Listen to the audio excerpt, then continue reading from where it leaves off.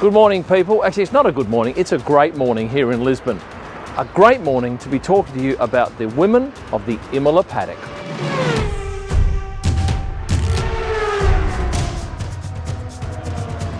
F1 is a man's world, isn't it? Well, increasingly there are more and more women getting into the sport. So I thought I'd focus on, I think I've got 15 of them today for you. Let's start off with the AlphaTauri crew because there are 4 women in this particular group. If you discount Josh Cruz on the left, he's an Aussie guy, he's in the PR department. Let's kick it off with Carolyn Patterson, who's Yuki Tsunoda's press officer. Next up is Carlotta Mejerin, she's the hospitality manager.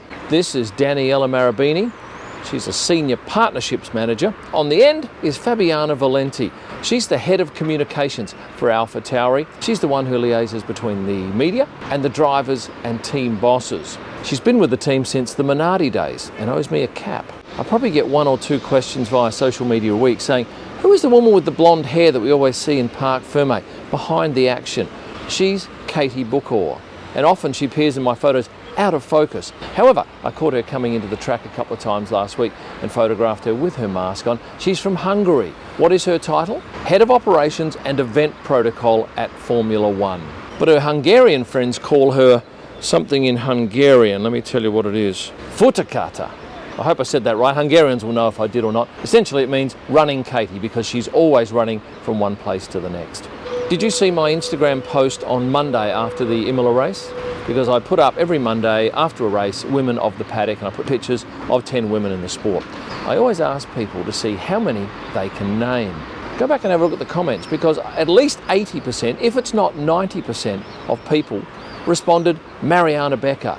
Now Mariana was this picture in my series of 10, but she gets nearly 90% of the comments. Brazilian TV presenter, speaks 4 languages fluently. She is immensely popular and always a character, and I must admit I have a number of photos of her pulling silly faces for me. So Mariana is a clear favourite, and I must say I'm delighted that there's a bit of cloud come across that sun because it is so bright out here. This lady here has been around F1 for more than a decade. This is Britta Ruska, and Britta is Seb's PR manager, but I think she's a little more than that. She's more of a general manager for Seb. I was going to say she does a bit of everything, but I think she does a lot of everything for Seb and is very much one of his trusted aides. She worked with him at Red Bull, she followed him to Ferrari, and there was some questioning at the end of last year whether she'd come across to Aston Martin. She did. She's working with him one-on-one. I didn't see her in Bahrain, but I did catch up with her at Imola. In fact, she's very camera shy to a point where she's hard to photograph. However,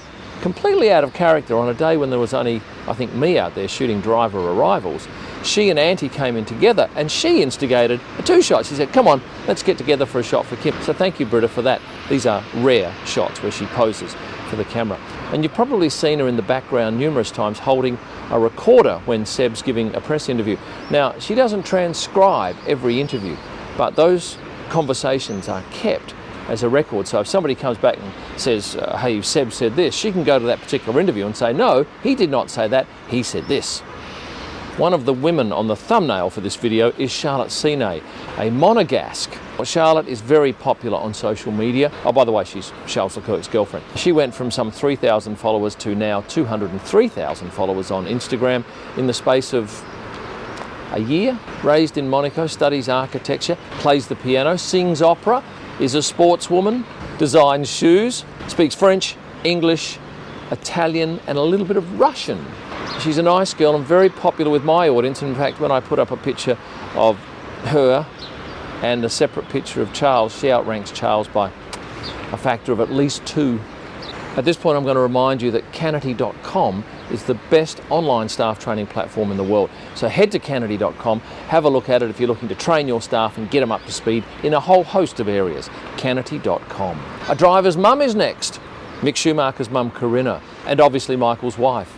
She was at the track for the first time to see her son race. She wasn't able to get to Bahrain, but I caught her a couple of times coming into the paddock, and even one morning she and Mick were out walking some dogs down by the river. In fact, I photographed Karina back in 2019, once again in Bahrain, and she was there as a guest of Ferrari, before Mick obviously was driving in F1. Next up, another TV reporter, Sandra Baumgartner from Germany. She works for Sky Sports, had a baby in November of 2019, so she's a mum, still manages to juggle the workload, and was at the track on the weekend looking sensational. Do you know Sarah Lacy Smith? If not, allow me to introduce you to her. She works for McLaren. She is a lifing, now let me get this right, trackside spares and lifing coordinator. What is lifing? It's keeping an accurate record of when parts need to be replaced.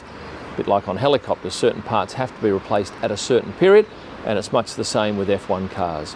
Interestingly, she's been at McLaren for nearly 7 years, and I spotted her doing the pit board during quali for Lando Norris.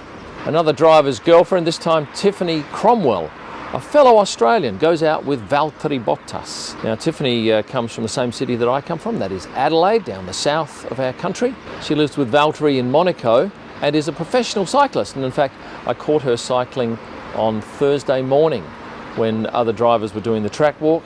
She was going at a much faster pace on two wheels and enjoying the opportunity to get that Formula One track to herself virtually. This is the head of communications for Williams, Sophie Ogg. I can tell you that she started at the age of 15 helping out around tracks, organising events, washing wheels. She studied PR, she worked at a London PR agency for a time and worked her way up in the motoring field until in 2010 she landed a role with Williams. Today she's the head of communications. She has 2 people working under her and she does all this with a young daughter.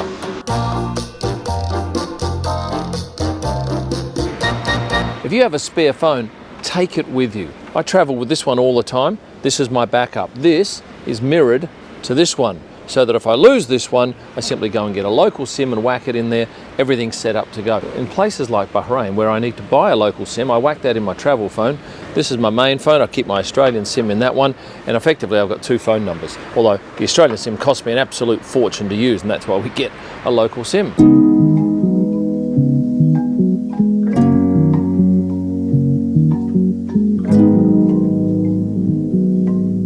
Here's a local woman of the paddock, Chiara De Emma, and I thought her outfit was fantastic. All the girls working in that department wore that same outfit, and then I had one of the other girls, I think this is Alice, and I'll stand corrected, came out and said, hey, can I jump in a photo? So I ended up getting both of them. Next up is Lance Stroll's girlfriend, Sandra Pierrolli. She's a popular Italian model. She's done campaigns for the likes of Replay, and I don't think the pair have been going out for much more than a year if it's that long. And the first picture I saw of her and Lance on her Instagram page was from February 14 this year, Valentine's Day. And if you have a look at Lance's Instagram page, there's not a picture of them together. So that's 15 women of the paddock, and I thought I'd just, I guess, go off topic a little bit, but it still involves a woman. This particular woman eating pasta with a glass of red wine in one of these apartments that overlooks the track at Ravazza with a Ferrari car in the background.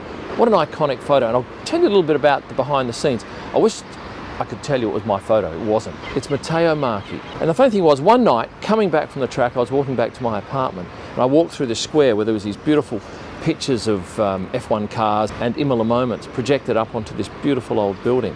And I started talking to 2 of the guys who were there, and Matteo was one of them, spoke beautiful English, so it made it easy. And he told me he hadn't been accredited for the race, but will shoot from around the track.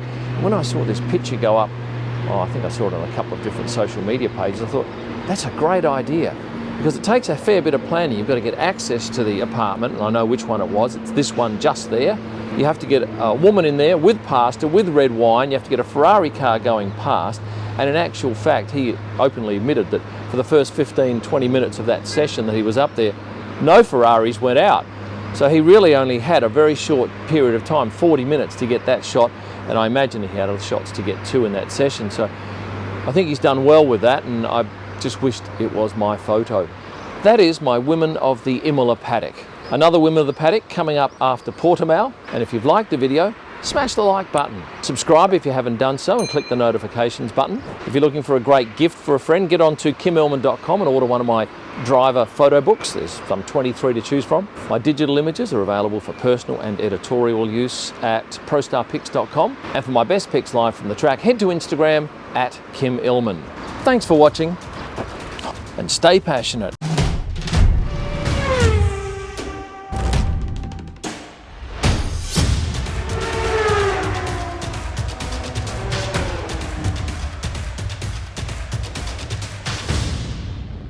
One of the women on my f***ing hell, what is that called?